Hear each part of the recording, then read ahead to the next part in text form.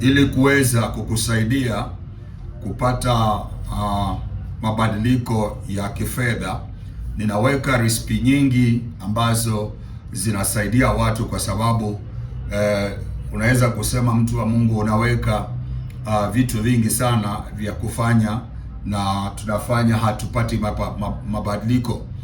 Ndio maana unaona naongeza kuweka tofauti, kwa sababu kuna wale mko na element tofauti, mko na energy tofauti, mko na matatizo yale mko nayo yalisababishwa na shida tofauti. Yaani chanzo cha ugumu wa maisha yako ya kifedha, chanzo cha ugumu wa maisha yako au matatizo yako ya kifedha, chanzo chake hakifanani na chanzo cha yule mwingine.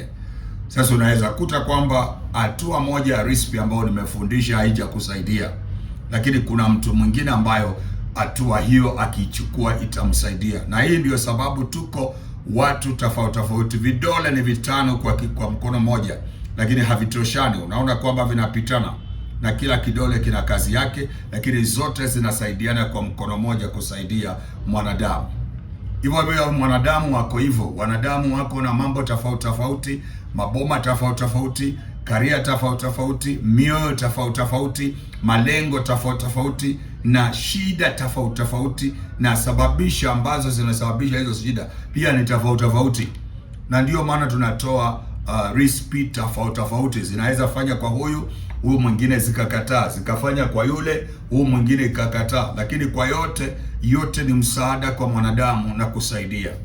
So ile kitu ambao utafanya kwa huu mwezi wa kwanza, mwezi wa saba, mwezi huu wa saba tumekata sasa nusu ya mwaka umeisha.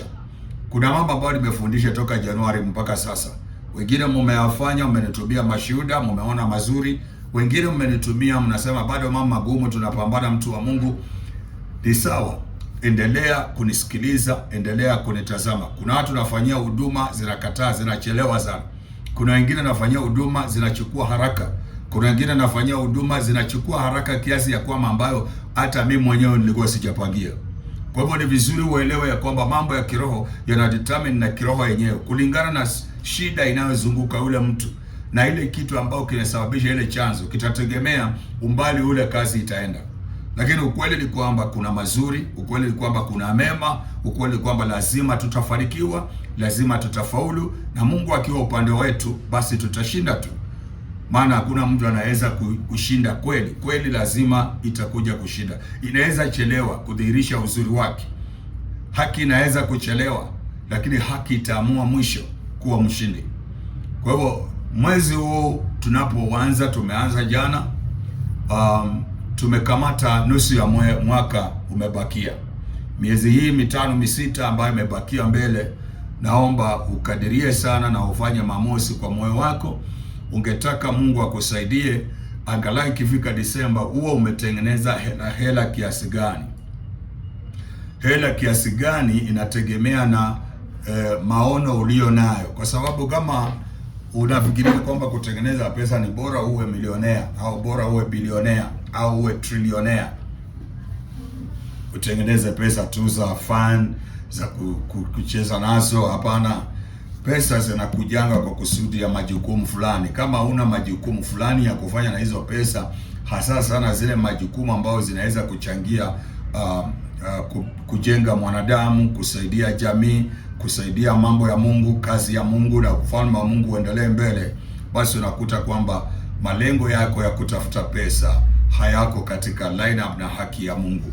So inaweza kuwa vigumu sana Mungu kusababisha mambo ya kifedha kufunguka katika maisha yako. Kwa mwanadamu, nataka unisikize kwamba recipe hii utachanganya maziwa na asali. Changanya maziwa na asali. Chukua maziwa vikombe 2 vya maziwa ya ng'ombe. Kama unaweza kosa hiyo, utachukua yale ya dukani, lakini ya ng'ombe ndio priority ya kwanza. Unalielewa? Ya ng'ombe priority ya kwanza. Unachukua ya ng'ombe, alafu unachukua asali glasi 1. Utachanganya kwa maji yaliyo warm. Unayaweka kwa moto kidogo, unayachemsha. Alafu yakishakuwa warm, unachanganya ndani. Alafu mtu wa Mungu unaketi, unaomba, Baba, naomba mwaka huu unapoelekea kuisha. Nimekamata mwezi. Utafanya hii recipe kati ya siku ya kwanza ambao ni jana imepita mpaka siku ya 7. Kwa hivyo leo ni siku ya pili, kesho siku ya 3, hivyo hivyo. Msijali, jana sikuweza kuwapatia video, nilikuwa kwa njia. Mimi nasafiri, hata sasa hivi vile niko hapa nasafiri. Hapa mali nipo ni transit. I am transiting. So nasafiri bado. Kwa hivyo nikitoka hapa, ndio maana nimetulia hapa, nikaona niwapatie kabla sijaingia kuelekea mahali ambapo naenda, niwapatie hii recipe, maana sija nikachelewa. Wale watu ambao wanafuata Daktari Wilson Tayo kwa channel ya Solution ya Tayo Ministries, inaweza kuwa inawachelewesha, na nina wafuasi wengi hapa katika akaunti hii ya YouTube na pia katika zile zingine. So nimeona niwapatie. Maziwa itakusaidia, maana inasababisha usafi, purity, usafi na amani ya moyo. Unaona, Biblia inazungumzia habari za maziwa na asali, na hiyo ndio kitu ambacho nataka ujue. Mungu wakati anaongea na wana wa Israeli kupitia Musa, anawaambia ninawapeleka katika nchi inayotoka maziwa na asali. Nataka muelewe kwamba hizi ni vitu ambavyo viko symbolic. Najua kwamba kuna maeneo neno la Mungu linasimamiwa na maziwa inasimamia neno la Mungu, na asali inasimamia neno la Mungu. Yote utayapata katika ufafanuzi, lakini sasa ilitajwa maziwa na ilitajwa asali. Kwa hivyo hata kama inamaanisha neno la Mungu, na ujue kwamba hayo maziwa na hii asali ina vitu fulani ndani yake ambavyo vinasababisha itajwe. Unanielewa?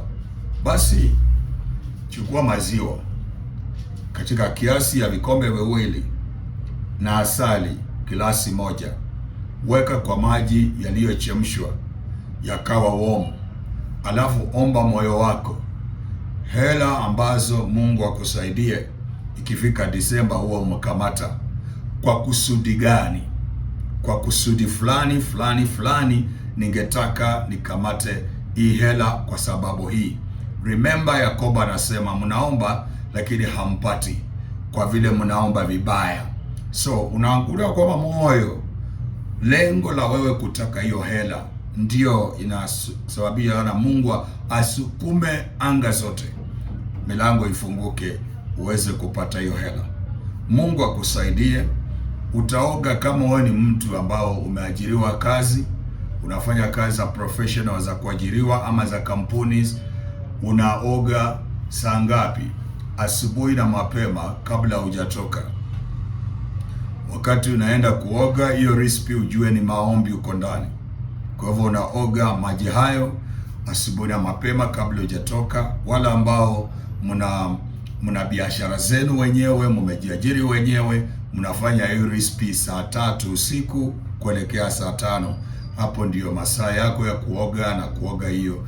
Na wala ambao mko spiritualist kama wachungaji, wahubiri, waganga, wa matibabu na nini, watu wote wa kiroho, walio wazuri na walio wabaya, mkitaka kufanya hii recipe mtafanya kutoka saa 6 mchana mpaka saa 9 alasiri. Hiyo ndio masaa yenu. Nadhani mmenipata vizuri. Unaweza ukaifanya mara moja, ukaifanya mara 2, au hata ukaifanya mara 3. Na ukifanya isifaulu, usinitoe makosa, maana kuna mwingine naye amefanya ikafaulu. Sasa watu wanatibiwa hospitali, wengine wanapona na wengine hawaponi. Na wale ambao wanapona, daktari yule ambaye alitibu mwenye hakupona ni yule alitibu mwenye alipona. Sasa nataka uelewe kwamba shuleni walimu wanafundisha, watoto wengine wanapita mtihani na wengine wanaanguka.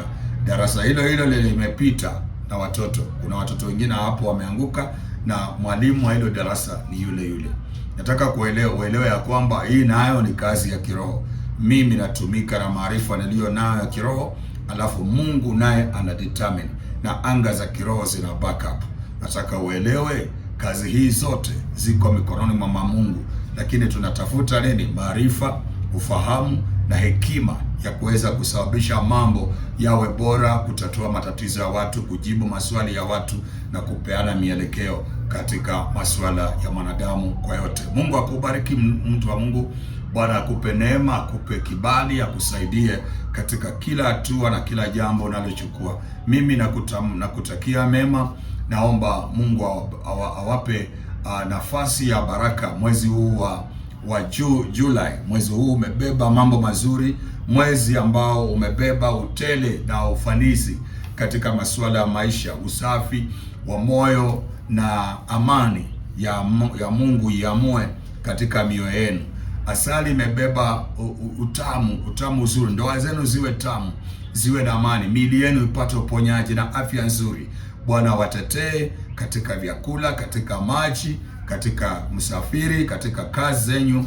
Bwana awatetee, awape kibali. Asante, tukutane kwa video itakayokuja. Mungu awabariki.